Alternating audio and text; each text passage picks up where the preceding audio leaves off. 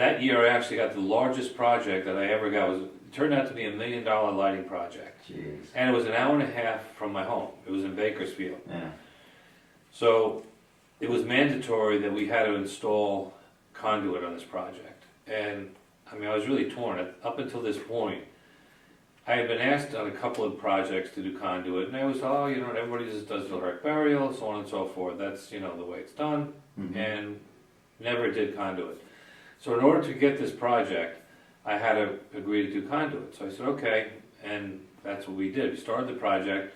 Well, let me cut to before that.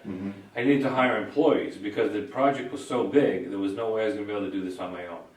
So I hired my first 2 employees, and we started on the job. We started together doing conduit, and it was a learning curve that was involved in it. And it probably took us probably a couple of years, several projects before we really got our system down. And we've honed it over the years, but I've never done a project after that. I said, you know what, this was the best thing that could have ever happened.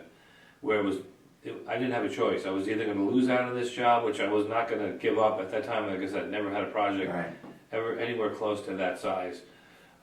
So it would have been, very, very dumb of me to give it up. So it worked out, and then I said, to this day, I won't even accept a job without doing conduit because it just, to me, doesn't make any sense. I would do a lot of these high-end installs, multi-million-dollar homes. It was the other thing that bothered me for many years.